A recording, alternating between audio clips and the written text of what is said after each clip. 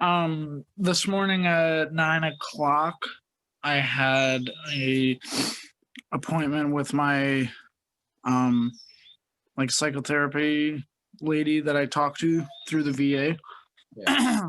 And I just got referred to this new place a few weeks ago because they were like short staffed at the VA, so they started referring some of us out. And the lady that I got referred to, um anyway, Jesus, I'm rambling. But so I see her, via Zoom, which is nice because I can get more visits, you know, uh, more often. And today I was telling her about, that incident that happened with that patient that died, that I told you about. Mhm. And um, she was asking me, like, how do you cope with working in the healthcare field? Because she asked me like, how's work? And then, I was telling her that, oh, it's really, it's stressful because, beyond just the regular stress, like, we're kind of short staffed in our department, blah, blah, blah. But then I said at the same time, I also really enjoy being at work and having interactions with patients like that. Right. Yeah. And so she was asking me, like, what are your coping mechanisms? And I had to think about it for a minute in order to kind of phrase it um, in a way that kind of summed up how I was really feeling. Right. So it was just, even though it was like I don't even really know how to put into words. I guess it was a very like, it kind of encapsulated, I think, some of the things that maybe they're talking about, in the sense that, no matter what religion you participate in, I was kind of telling her that, and I feel in order to have a healthy, balanced life, you have to balance like your physical health, your mental health, and part of your mental health is, spiritual. You cannot ignore the spiritual aspect of your mental health, Yeah. just as you can't also ignore the emotional aspect of your mental health. Um, and so what she was kind of telling me was that, you know, even when these things happen to you, you know, you may have your coping mechanisms, right? And in the conversation you were referencing, it seems that one of the coping mechanisms that is being kind of forced on young devotees or young you, you know Hold on a second. Let me just preface it because that wasn't being recorded. So we were discussing briefly before we got onto this that what we're talking about right now is, how does one balance their, material, mental, psychological state of mind, like dealing with those types of issues along with the spiritual practices when you're feeling really depressed or different things that you may be dealing with. With depression is like there's such a wide range. It's like mild depression to like very, very intense depression. But any kind of trouble you may be dealing with in your mind, how does one balance that with the spiritual practices and then whatever you're saying? I just wanted to preface that by like saying what we're talking about there. yeah, well, yeah, I'm sorry, I was kind of like rambling because I was trying to get my thoughts in order, but I figured if you were recording then we could always like edit or like you know uh but yeah, so I guess, okay, how about we do this? I will pick up where I was, rambling. Yeah. But I will kind of.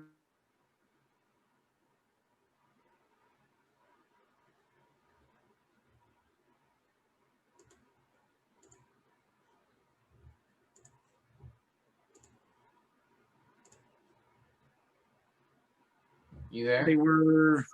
Hold on. You give me a second. You said you were going to pick up where you were rambling, and then I lost you. I have a feeling the Oh, recording lost you too, but you like froze up on me. I don't know what happened. You're okay. back good now. It seems to me that they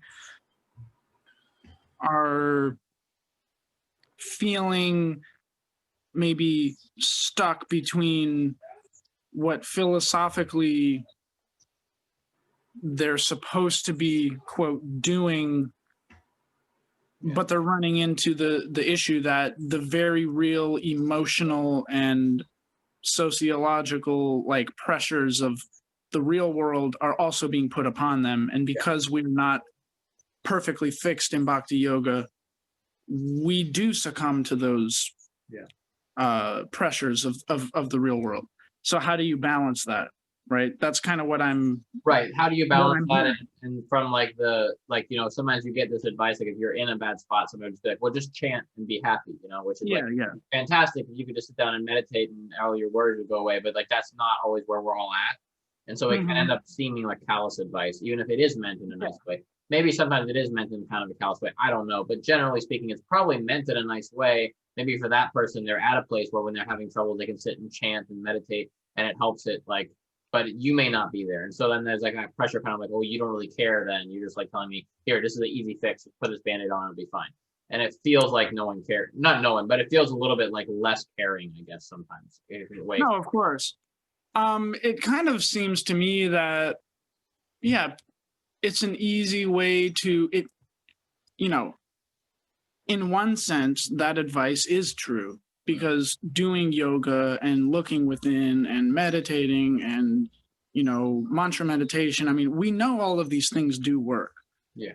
Because at any given point, any of us at this point in our life, if we've been following the practice of bhakti yoga, even just occasionally, you must have at some point had an experience where it really did self-evidently like you had to be pursuing it in any real sense, there must be some reason why you're pursuing it, because you do know that there is something there. Yes. So okay, we know that's the case, but because we're bombarded by the real world and we are not fixed up, it I think when people give that advice, like, of course it is meant it's meant well, but I think it's also a cop-out from that person to not actually have to sit there and process your feelings and give you appropriate feedback. Right. So it's a cop-out. It's meant well, but it's a cop-out because, oh, that's uncomfortable. You want to talk about feelings, like, Or maybe it's someone that you wouldn't normally talk about your feelings with, but in that case, maybe the advice itself is out of place, because if you don't have that type of relationship where you would sit down and like, then, if you're just that person that you see like once a week at the temple briefly, you don't need to get, like that advice may just be like unnecessary. Like, where are you coming from this advice? It's kind of like if somebody just comes up and tells you how to fix your life and you didn't ask them, like, it's kind of like, okay, then what, like, you don't have that kind of relationship with that person. So either it's a cop out or it's sort of like coming out of the left field. And it's just kind of like, okay, like that's not like, not helping me here. And to me, the advice is it's good advice, but it's not situationally sensitive, because that's not necessarily what that person needs to hear in the moment to help them. I would say this: if you don't have, and this is why I go and I speak to someone with, I'm very fortunate and I highly advocate to everybody, I'm a veteran. I have so much access to free mental health care. It is not even funny. And in that, so I really try to take advantage of it. And I can totally say that without it, I would, my work and the things that I've experienced in my life, I would feel completely overwhelmed. And I can totally see how people, do go down the road to becoming alcoholics or drug addicts. Like, the real life can totally overwhelm you. Not to mention if you've been abused as a child, or if you grew up in, really unstable, home environments, just because they, your parents or your caretakers chanted Hare Krishna doesn't mean that they were good parents. It doesn't mean that you like, so if you're not mentally healthy, how can you be expected to have the tools to even properly apply Krishna consciousness to your life? Yeah. You know, that's like saying, oh, I don't go and I don't work out at the gym, but every once in a while I can go in and I can deadlift 600 pounds. You might be able to do it, but one of those days you're going to go in and you're going to do it, and you're going to throw your back out, and you're probably never going to walk again. Yeah. So if you ignore it, you know, we're not all Paramahamsas. We're not all, you know, some of these Mahajans like Bhishma or Prahlad Maharaj. Those are elevated souls that are there. The whole reason that those pastimes take place, the reason that they share those leelas with us, is to set role models that we can aspire towards, but to realistically expect, or to give advice to someone and expect them to conform and, well, just do what Prahlad Maharaj did and you'll be fine. Like, we're not at that level. And to pretend that we are, or like, it's really doing a disservice to everybody involved in that situation, because, you know, you know, if our mental health is in such a precarious situation because we're not taking care of it, that we are only like sporadically, you know, basically you're taking to Krishna consciousness like a bipolar, Yeah. you know, Well, relationship. I mean, how can you, if you can't control your mind? And then you just kind of, you get knocked around. Anyway. Yeah, if you can't control your mind, then you're not gonna be able to focus on anything spiritual anyway, because if your mind is at that point. So there's like a balance there, of course. And doesn't mean you shouldn't attempt to channel a little, maybe, but it's not gonna necessarily, you may not be able to chant enough, like at that point in your life, to actually have it get to a place where it would help you. Maybe if you were able to sit and chant for however much time, maybe it would help, but will you be able to sit there? Will you be able to be focused enough? All those things. So you can't just chant. Your mind has to be actually focused on the right things. That's part of it.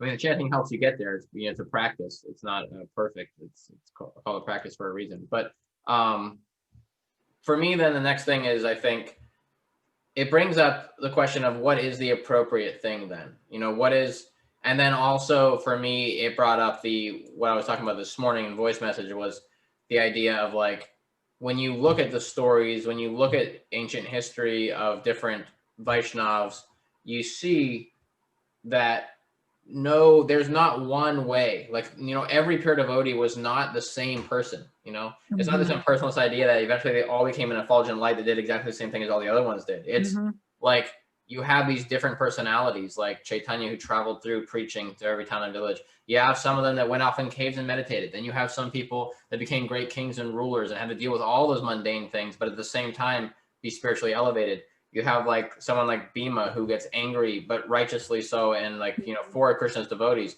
but is always ready to tear somebody's head off at the drop of a hat almost as soon as somebody does something wrong. And then you have Yudhisthira, who's very more like, well, dharmically, should we? Let's talk about it. Let's see, what does it say in the text? Like, you know, he's more like rooted in just like what is best for Dharma, period, end of story. Like, how best can we extrapolate that? And you have all these different personalities. It's just a couple of examples, and they're all pure devotees, but they don't even all agree. The coolest example of that, I think, that I've recently heard is the story of, you know, with Ashvatthama after he kills the Pandavas' kids. And then Arjuna is sent to get him, and he gets him. I mean, it's some other stuff that happens, but he gets Ashvatthama, brings him back, and he's got him there. And then Draupadi says to untie him because he's a Brahmana, he's a son of a Brahmana, even though he just murdered children after the war was over. It wasn't even like part of a fight. It was like he just killed them in the middle of the night. They're just for anybody who knew. Murdered them, chopped their heads off.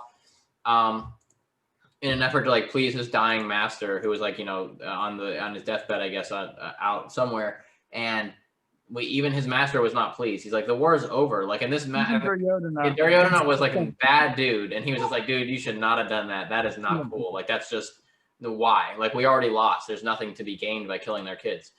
And so then Ashwatthama was like in trouble, you know, and Arjuna said he would kill him, and he brought him back, and Bhima's like, you gotta murder him right now. And Draupadi and Yudhisthira are like, well, hold on. He is the son of a Brahmana. He's also the son of our spiritual master, the person that taught us everything we know. It's disrespectful. We can't just murder him just because he, you know, made a mistake or did something bad. But then, and then Krishna was going back and forth. And that's the coolest thing to see. A god is standing there. And at first he's like, murder him. And then when they bring up their points of why they shouldn't murder him, he goes, yeah, they shouldn't murder him. And then Bhima was like, no, definitely murder him. And Krishna's like, yeah, let's murder him. And he's like going back and forth based on the arguments. I mean, it's more complicated than that, but like they're giving valid examples from like the teachings that Krishna himself has given of like why he should be killed, why he should not be killed. And at the end, he goes, Arjuna, just figure it out and make sure you please everyone. I mean, what a position. No pressure, Arjuna. Please everybody right now. But see, that is the true beauty of that story, 100%. You know, there's so many deep levels to it that, and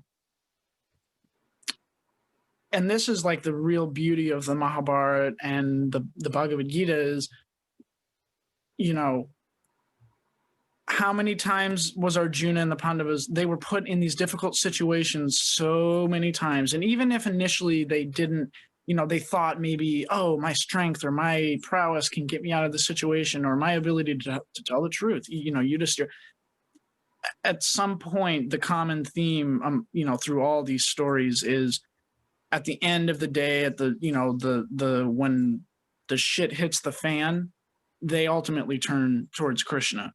And the one who embodies that better than anybody is Arjuna.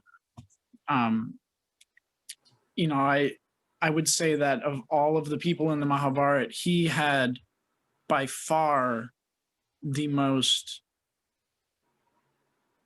pressure placed on him than anybody else. You know, more than Yudhisthira, more than Bhima, more than anybody. Yeah. And it was only, you know, like my doctor this morning asking me like, oh, what is one of your coping strategies? Arjuna is the embodiment of the ultimate coping strategy. You know, utilize your intelligence to see how best I can apply Krishna consciousness to the situation I'm in, and then make it through. Yeah.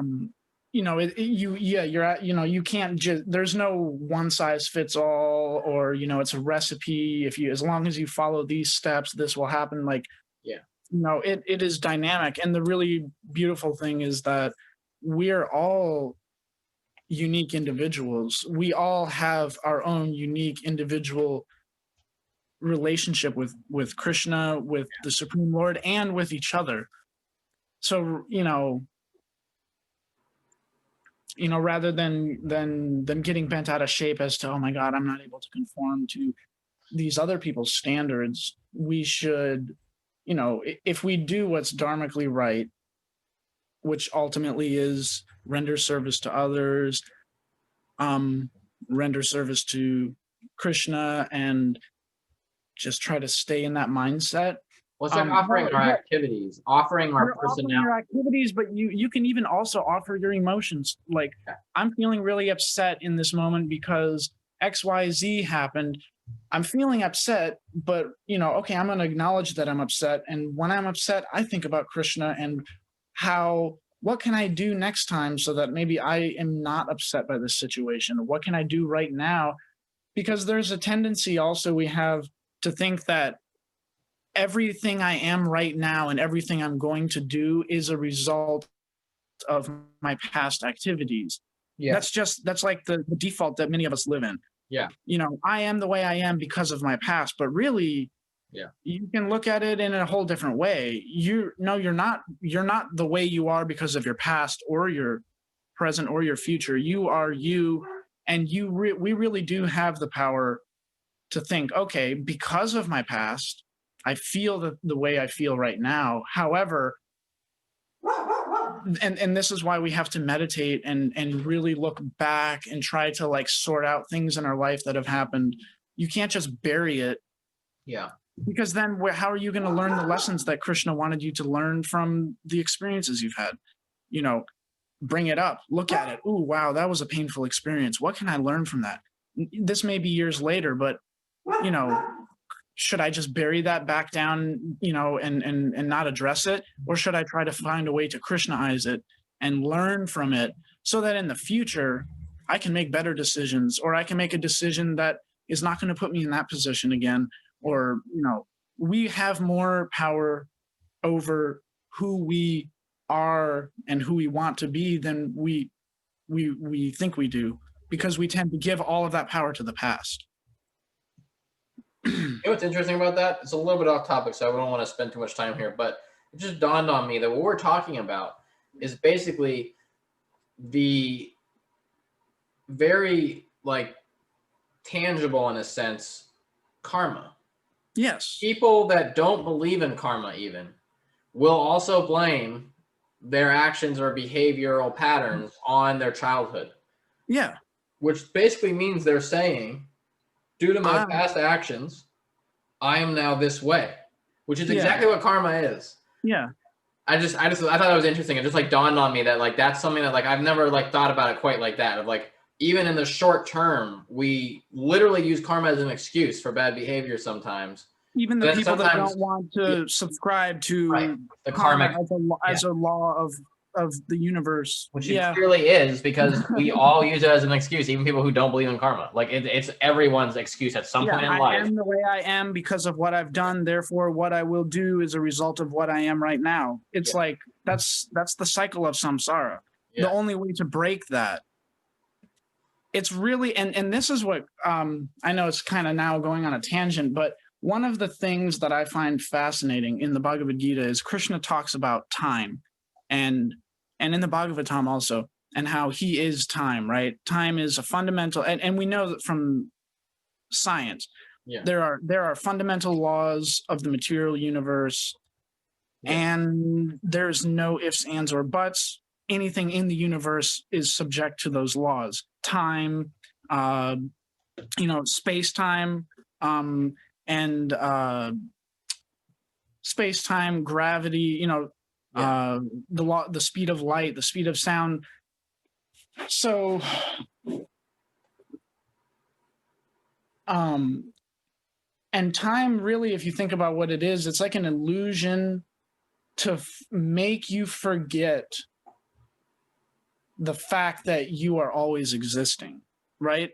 And Well, it's like a psychological trick that we play on ourselves. And this is and in the Bhagavatam, it speaks about how in the spiritual world, like it is not subject to time in the way that the material world is, because it's eternal. So the fact that we live in the material world, it's almost impossible to really separate ourselves from even the aspect of time. Like, how can something be timeless? Like, we really can't even imagine it.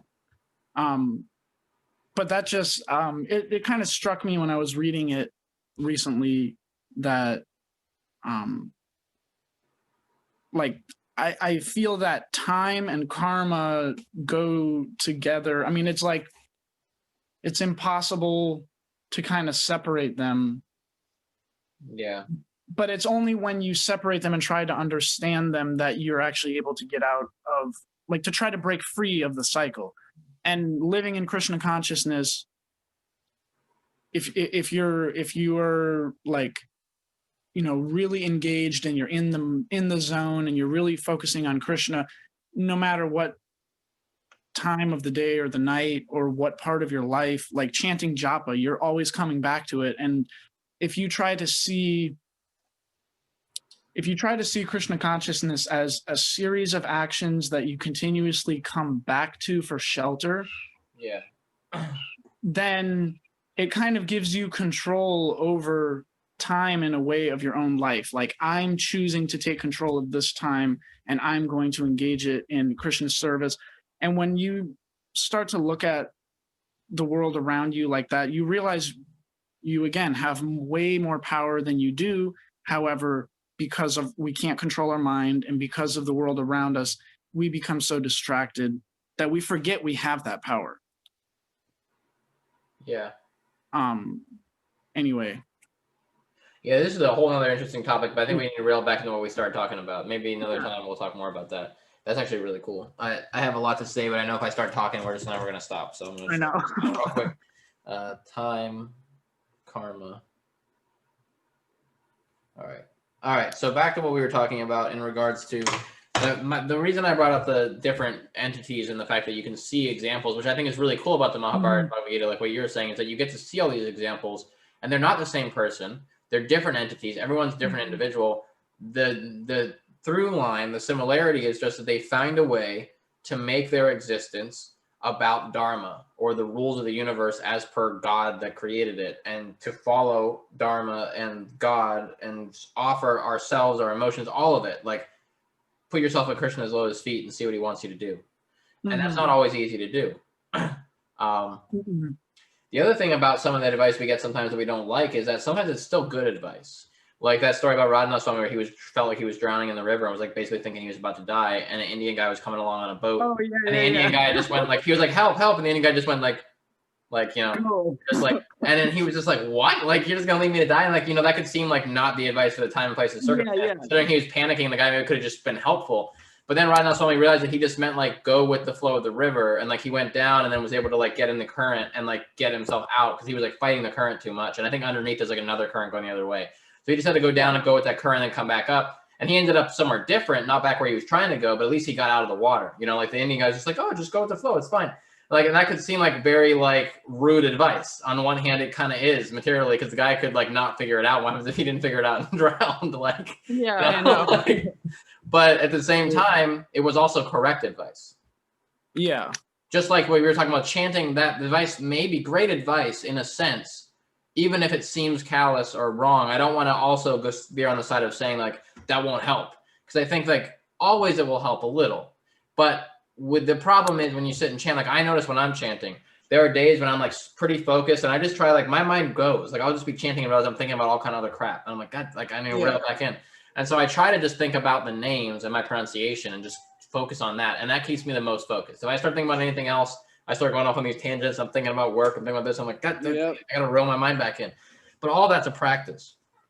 But I think the more studious your japa is afterwards, you do feel a little lighter, especially if you're able to actually focus. I think it feels less potent the more distracted your japa is, obviously. Like I think you're just like, because you're not, the whole point of meditation is to control your mind. If you're letting your mind run rampant like you normally do, then you may get some small benefit from the couple of mantras that you manage to focus a little bit. But if you can focus for a couple of rounds in a row, like the feeling is so different. Like just shutting off our mind or our normal, like changing our thought pattern, like forcing our thoughts in a different direction for even 20 minutes can make such a huge difference, because you're not just letting your mind take you on this track. And that's really what happens for a lot of us as far as our like feeling a certain type of way is often like when it gets to a point where you're like beaten by your emotions, it's usually because your mind is just so used to running you through. And we all do that because we all just kind of like, roller coaster, you're like a goldfish sitting there just dashing around a bowl. That's how your mind is when you don't control it at all.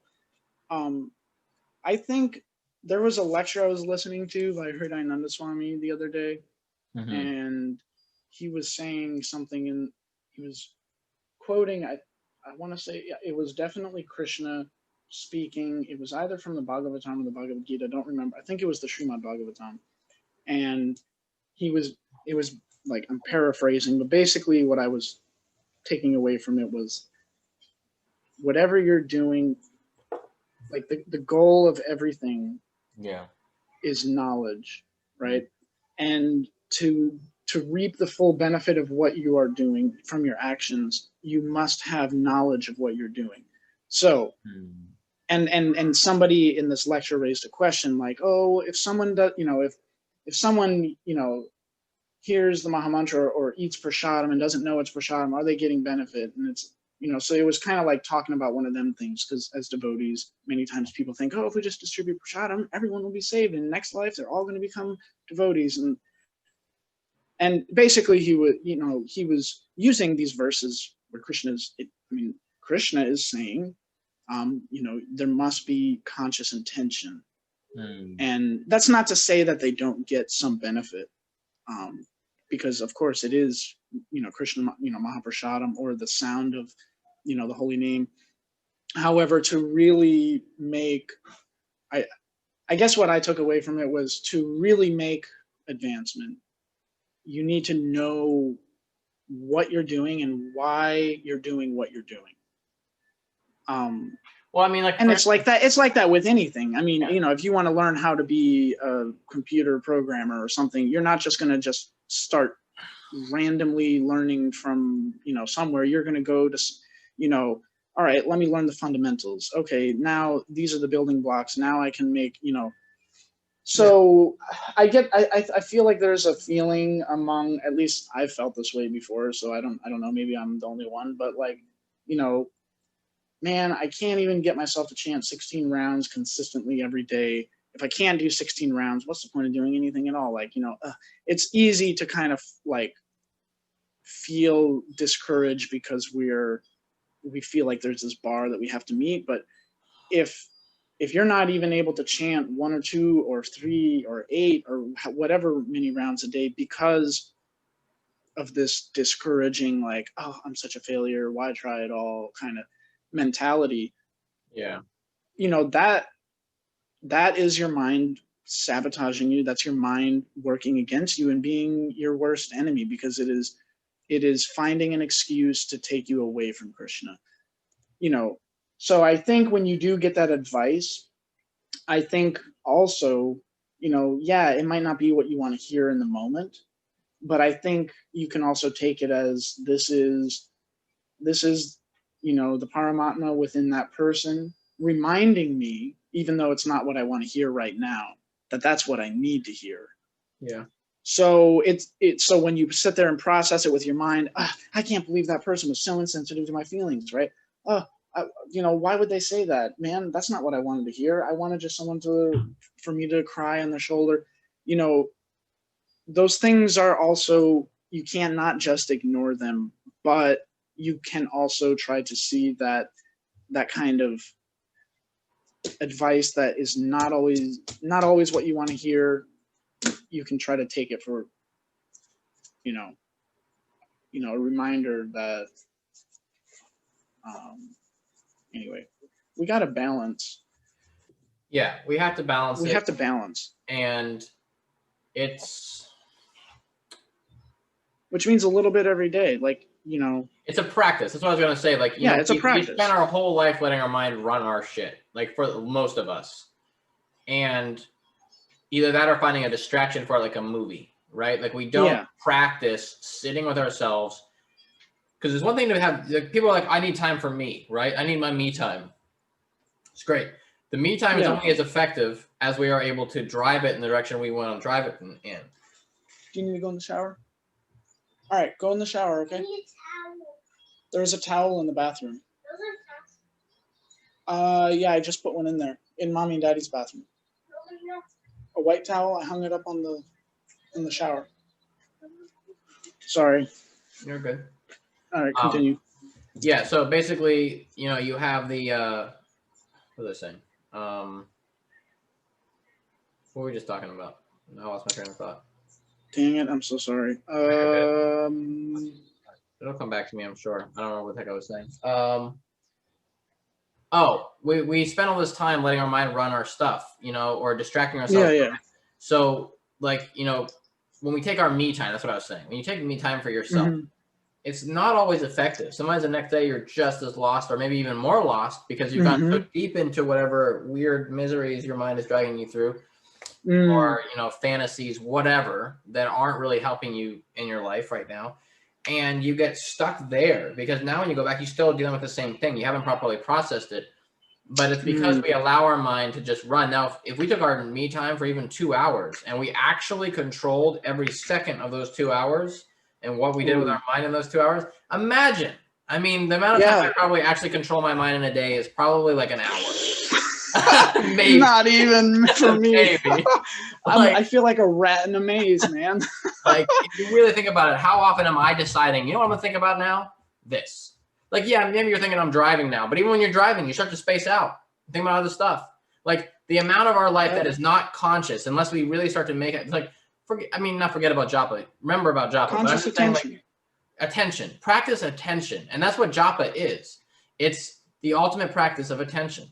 I mean, there's more to it than that, but that's really a lot of what japa is, because you're putting your attention on whatever you want to call it. You know, if you understand that the world is an illusion to some extent, right? We're living in a matrix, right? If you're on that platform, even if you're not sure if you believe that God is a blue dude who does this or has all these different forms, whatever you think, there's an energy that upholds the entire universe, creates it, manifests it, you know, upholds it. Whatever you want to think of it, that's what we're doing with japa, is focusing on that. Focusing on the real fundamental reality. On that actual reality, on that energy person that is doing all of that, that is upholding all of this. And Yeah, so the supreme consciousness. who the better to supreme focus person. on? Because the other thing, this is something else that maybe we don't have time to get into today, but I'm not sure. I don't know enough about like astrological or astrophysics and things like that. I don't think it's fit. Why did I say that? Anyway, astronomy. I don't know enough about astrological stuff and astronomy stuff, but you know, there's all these like things. Some people get really into the, you know, like details of these things and like which planet should we almost worship, which like, you know, like, and then there's the people who like think that the moon is like the main thing, which it is in the sense that it's kind of at the center of your Vedic chart, but it's also like, there's other ones. I don't know any details on this, but apparently the moon can also have a very negative effect if you put too much like, you know, into it. Like it holds different. I don't know enough about those. I don't know if you know more about that or not, but there's like stuff that's like, you know, but then for me, it's like, okay, there's a lot of stuff and you could probably get some benefit. There's a lot of energies going on from dealing with this deity or planet, whatever you want to look at, you know, this individual, this planet, this energy, or this one or that one, or these three or that five, or whatever you're doing, right? The problem is they're all part of this same illusion. They're not different. And so the problem is like you may get some benefit, maybe even a decent amount of benefit. Yeah. But then what happens at the end of your life, and you come back next time, and now you have to relearn things. Like you didn't get out of the cycle. And that's what we're trying to study here, is not that it's not that we have this perfect way to have a perfect life now. Because just because you're a devotee does not mean you won't have any misery, won't have any, you know, things. Like you're going to have the same things. But it's about what you do with it, and it's about getting out of the cycle so that hopefully one of these soon lifetimes here will actually not have to come back. And that's the difficult aspect for it, like, because it's easy to want to like, well, how do I figure this out? And the more we figure out the astrological stuff, it's very interesting. I find myself interested in it. Yeah. But I also it is fascinating. I find myself also kind of being like, I'm interested, but I don't want to get so in it, because at the same time, if you get too in it, you can get lost in it. And what you're really doing is the same thing as what I had said earlier. You are, rather than surrendering your own power to the, you know, your mind and the concept of my past, my present, my future, right? Yeah. You're now surrendering power to the modes of material nature. You're surrendering, because that's really what astrology is. Astrology is the physical counterpart to, you know, the modes of material nature affect all of us differently, and based on, and this is my understanding, based on your astrological calculations from the moment of your birth, that dictates which modes of nature will affect you more or less in different portions of your life or while doing different activities. Yeah. However, it's funny because my sense is there's a lot of devotees, especially younger devotees, who really get into the whole Vastu astrology thing. And like, I'm not taking away from that. And I respect that there is, you know, there's a reason why the sages back then did astrology, of course. Yeah. However, I feel that we're also forgetting that in this day and age, you know, I'm more of the opinion, like, how do I know how qualified this person is? That's the other thing. Is that, you know, so if this person isn't really qualified, but I'm putting so much faith into the things they're telling me, yeah, maybe some of the things, you know, I'm sure they're qualified, and, you know, in the sense that they do get some things right, of course. But again, if I'm now putting all this time and energy into worrying about my chart and worrying about, oh, but I can't do this activity because my chart says I shouldn't do that. Where's Krishna?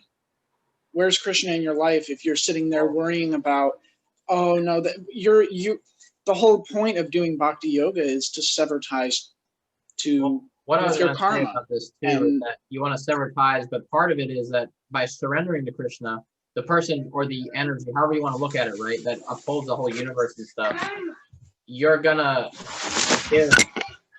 get whatever you need anyway from whatever planetary entities, because they're all also being upheld by that. That's all. Yeah. Like he is the source. Are you gonna be done talking? A few minutes, I'll be done.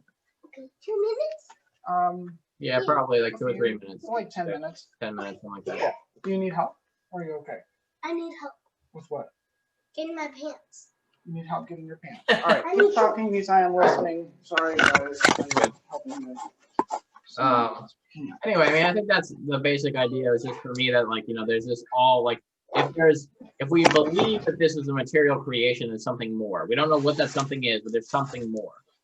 Then wouldn't we want to focus our mind and our energy and offer ourselves to that something more? Yeah. So that we can, because then like if that something more is in charge of everything anyway, if we really need, Saturn to be involved in something or the moon to give a certain benediction, whatever, that he's gonna already take care of that. We don't need to go and ask the moon for it. The moon already worked for him. So exactly. In that Well, sense, and I still think it's interesting. I don't mean to say, because I actually find it interesting, and I'm kind of curious to read more about it myself to some extent. I just think it's one of those things we have to be careful about, because it's still part of material creation. And like you said, it's very hard to believe that people that live for, not even quite 100 years can become fully competent enough, especially Western astrology, which is borrowed from Eastern astrology anyway. And they've changed things to suit them. But like if you look at the original Toledo tables and things, they all took it from an Indian astrologer, changed some things to make it better for what they wanted, and then did it. So this is literally partially man-made idea. And it may have some value. Most of the value is probably from what they kept, from where they took it from. But even if some of it somehow pans out, like cultural appropriation, a broken watch is also right twice a day. So like you can, maybe a few of the things they added in seem right most of the occasionally here and there, but it doesn't mean that it's the most. It's a science we should base too much on. It's interesting. It's cool to know, and like you can definitely learn something from it. It's just also to bear in mind that there's still something more than that. Like if you get so wrapped up in it that that's like your whole center of your existence is thinking about the planets, then you're caught up in like it's higher level than here. You're thinking about more than this planet, but it's still just within this little space time continuum that we're in right now, this little area, this little pocket of existence we're in, which is not the spiritual sky. Yeah. Oh, dude, we need to continue this. This should be a new series that we do. And I was thinking it could be called Something More. Something more. Sorry.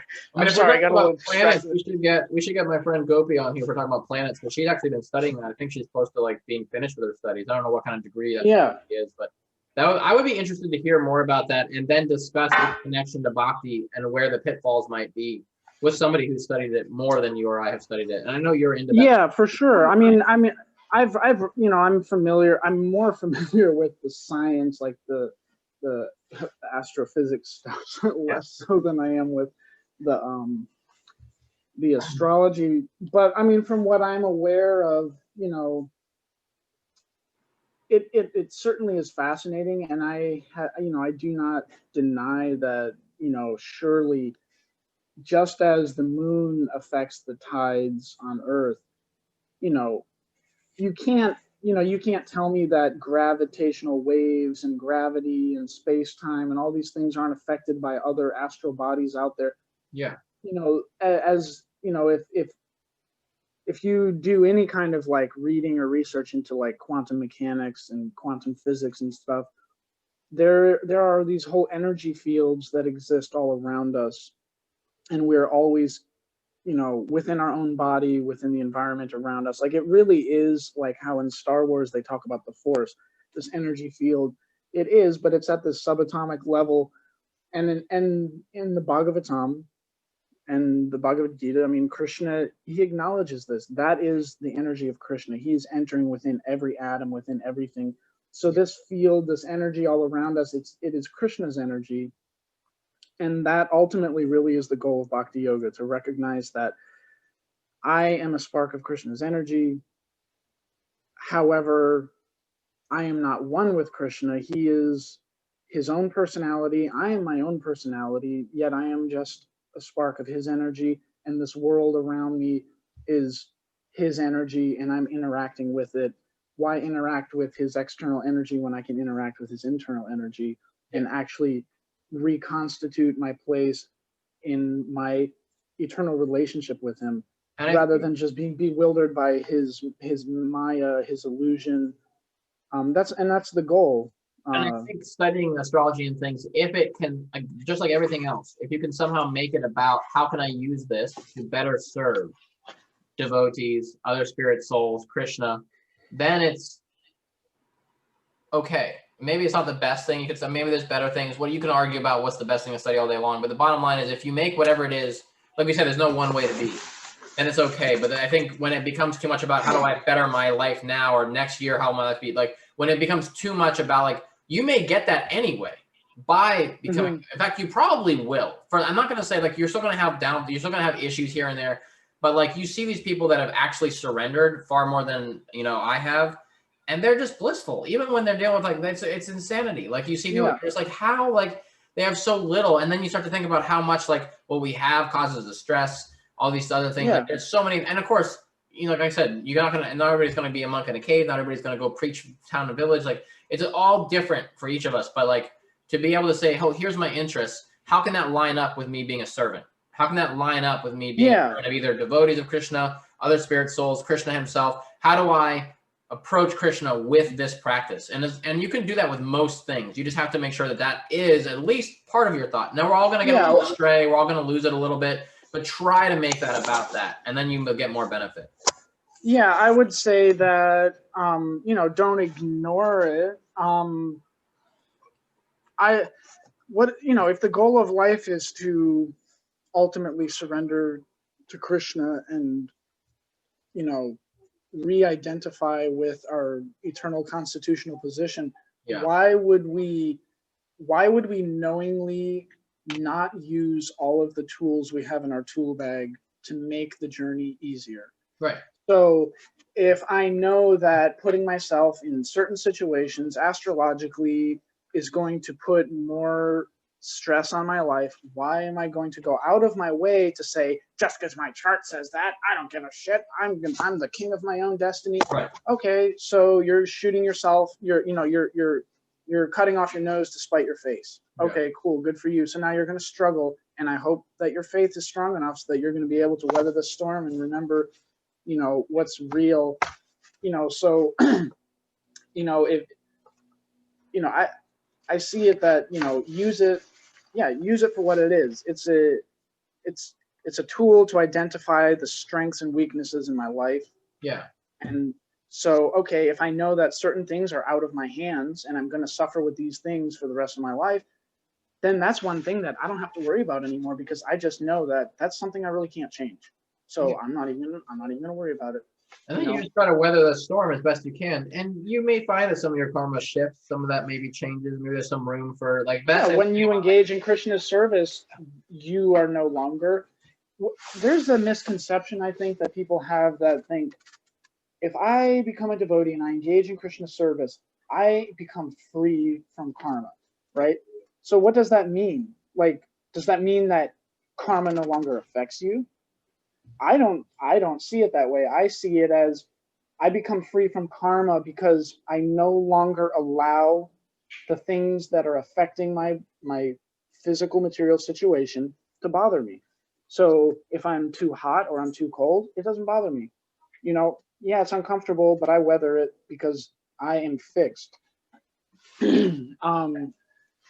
So if and it may mean that you're not generating any new karma. That's the main. You're not generating new karma, but it's not black and white. It's not black and white. Like, okay, look at Prahlad Maharaj, look at Kunti, look at Pandavas. I would say that Krishna's best devotees go through the worst of the most hellish situations. From a materialistic and from their point of view, it doesn't bother them. But from our point of view, we're like, oh my God, like Arjuna, Draupadi, their kids were massacred, they were exiled, and like, oh, so horrific. But Queen Kunti is there praying to Krishna, I wish those things would happen again and again and again, so that I could praise remember for calamity. Because in calamity, it's easiest to say, I don't have any control. You don't surrender. If you have too good of a life, you can falsely think, this is because of me. I did all this cool stuff. That's why this is happening. Yeah, I'm successful because of my own hard work. So and then when the calamity happens, you're literally at a loss because you thought you had everything under control. When your world is crashing down. I mean, if you just completely surrender, your life would get really easy. And yet we don't do it. It's just a whole other topic, but it's interesting because we like, in theory, you think about it like, wow, if I just gave up the desire to control, the idea that I can control, like You just feel like, wow, that would feel like you. Even just thinking about it right now, I feel like I little weights lifting off my shoulders. But yeah, then it's great, right? And actually that's how doing powerful it- Maya is. As soon as we hang up, we're gonna be, the world will come, reality will come crashing down on us, and we're Yep. like, oh fuck, I'm so insignificant. Excuse me. Yep. That's how powerful it is, and that's why association is so important. And I really like that they were talking about that, because it's, that's something that should Yeah. be talked about, because if you don't, you're just ignoring what many other people are feeling. Yeah. And if, I feel so woefully ignorant whenever certain things come up, especially with people that are maybe like looking for, it's like they're curious. And like for me, I've lived this. Like, it's like kind of part of me. So it's like easy for me to kind of like know some things, but like to word it, to know where to pull word the it quote right. from, to know what Yeah. book would be best suited to answer that question. Then I'm like, I don't know. Like today, I read the that's first why we're chapter- reading. That's why I read we're the reading first chapter slowly, of man. Chant and Be Happy today. The first chapter of Nice. Mysteries of Consciousness, or whatever that one's called. I read the first chapter of Sri Upanishad. I read part of Perfect Sri Questions. Upanishad's really good. And I read the foreword in the first chapter of Science of Self-Realization this morning while I was editing. That's Because another good one. We should do I that was more. like trying to figure out, like I was just trying to look for like different things, and there's